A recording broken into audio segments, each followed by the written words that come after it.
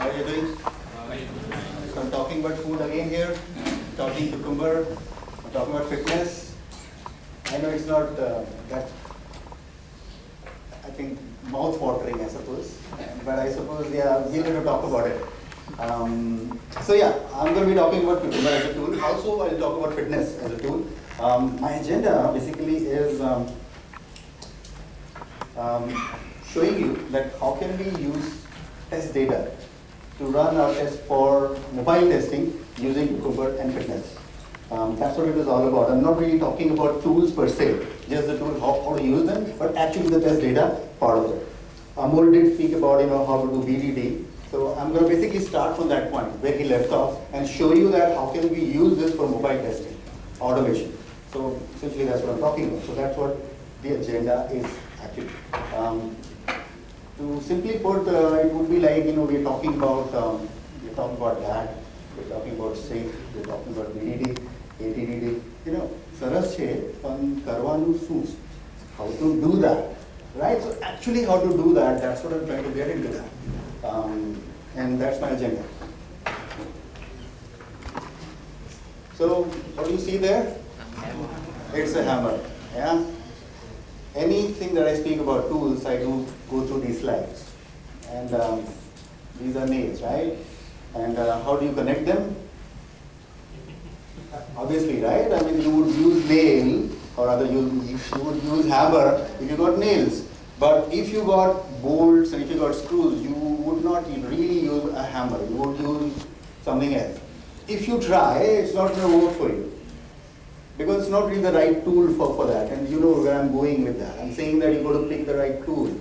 So if you got problems, you've got to pick the right tool. Accordingly, it's going to solve your problem. So you might be really good with hammer. You might be saying that, you know what, I'm really good with this hammer. I've got training on this.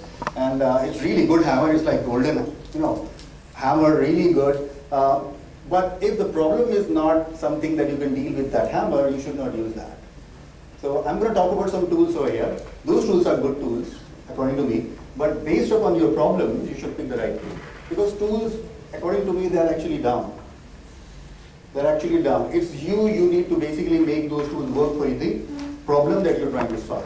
Otherwise, it's going to basically backfire. It's like that, you're trying to use that hammer on bolts. It's not going to work. Either you're going to break the hammer or the bolt, or maybe you'll break your thumb. Something will go wrong. It's not going to work out. No matter how good you are with the hammer, or no matter how that hammer is good. So eventually it's going to be a problem. So you've got to look at it, look at cucumber, fitness, FPM, all these are good tools. But you've got to basically look at the problem that you're trying to solve, and accordingly it's going to work out for you. Or not, if you're not doing it right. Yeah? So disclaimer from my side. Alright, how many of you know about this movie that I'm showing you? That's a scene from a movie. Anybody seen that movie?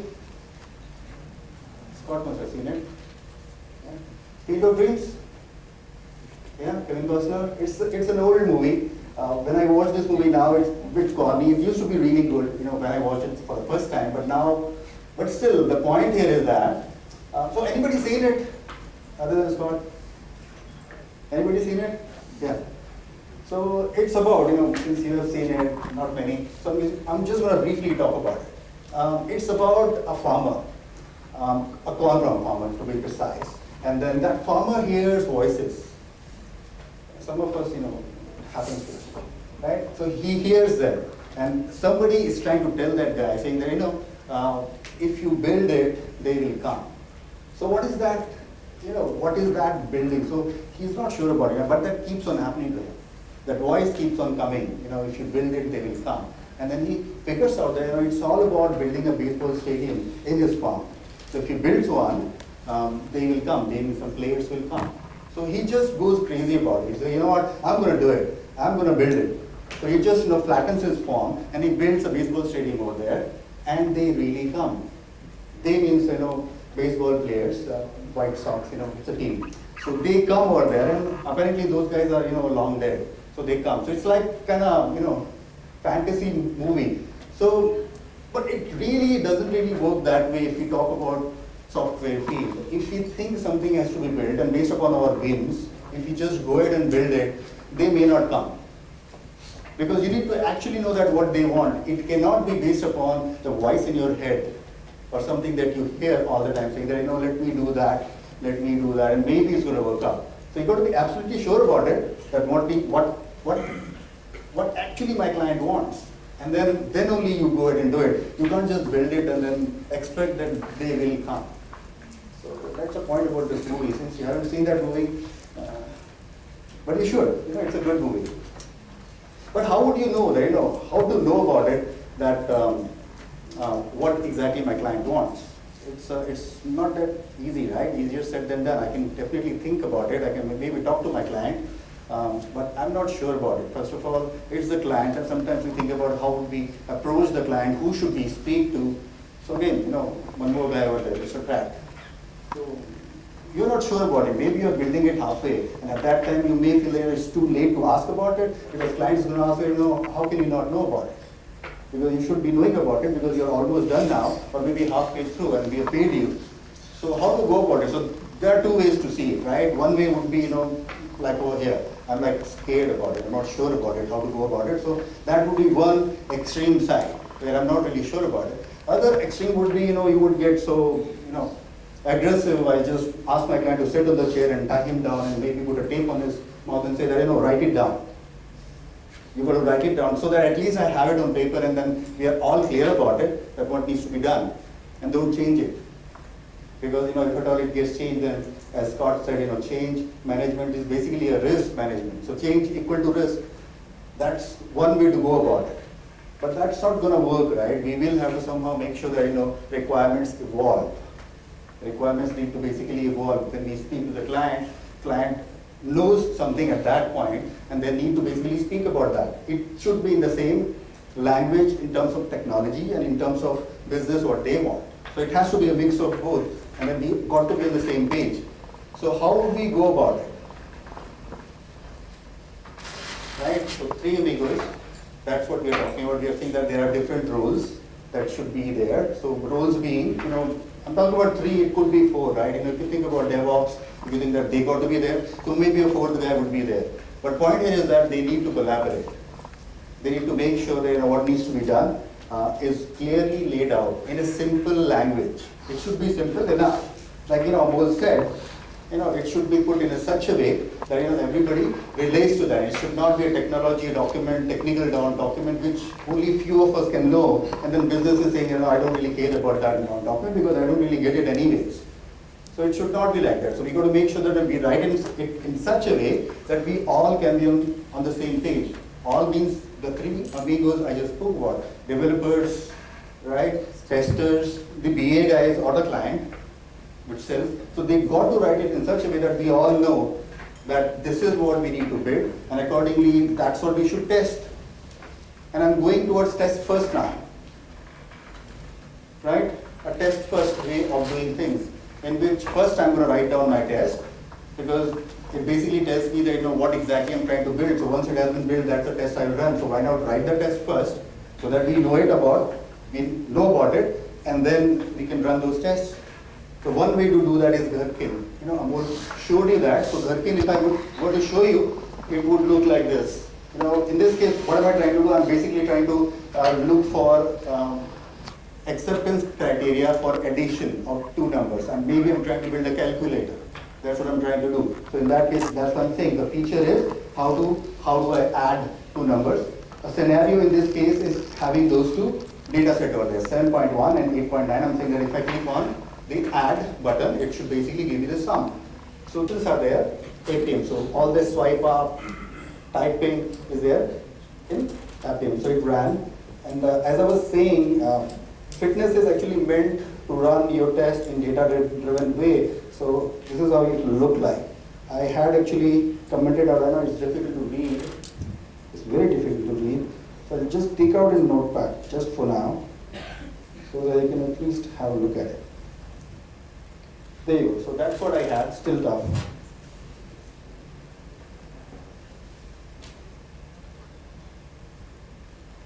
Somebody needs to ask Microsoft why it takes so much time to change the font in Notepad, right? It takes always a long time. It just bed writing, right? So what I did was that I just ran this part, the first line right here. These were commented out. So I'm going to uncomment them, and that's how you can pass the data. So pretty much on similar lines. So similarity is like obvious over here. Cucumber and fitness, they're doing things in pretty much in the same way. So I'm going to uncomment that, which is the hash right here.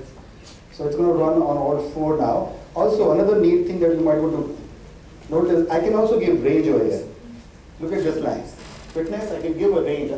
I'm saying that the test, the output should be greater than 30. Or I can also say that it should be between 90 and 20 on that line. Even that can be done, if that is my test case. If I want to match exactly, then of course I'm going to leave it a number as it is, or I can give a range. So fitness has that something extra, which is not then Cucumber at this point. So I'm going to save it, and I'm going to test again and go to the app. And now it's going to run through those 4 test data sets.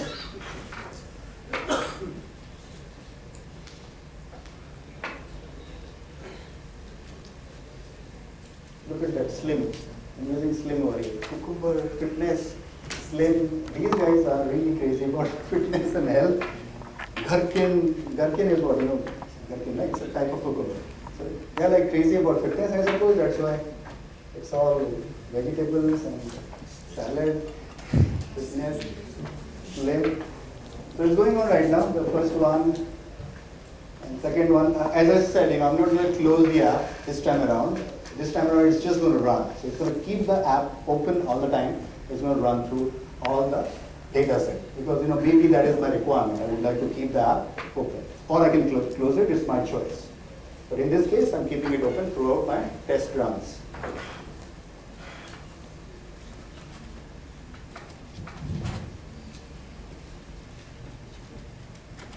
And if I have 5 minutes, then I can also show you that how this test can be run on a website. Quickly, it will take me 2 minutes. So I can show it to you. Yeah. So I will try to show that as well. So this test is going to run on this app. Since I have it open in front of me, I can also do the same test case on the website. While it runs, let me show you. Suppose if I were to do the similar test case, I don't have internet. Sorry guys, I thought I'll show it to you. But I need net for a web application, right? So I don't have that website locally hosted. But it runs in the same way. It's just that instead of APM, I'm going to have WebDriver steps. So any tool like Selenium, or we are writing the business methods, such kind of methods we can map with these scenarios. Yep. So there are 2 parts to it. One is requirement and the test data. Cucumber is going to work on that. And then how to drive the test is going to be used by the tool you pick. Yeah?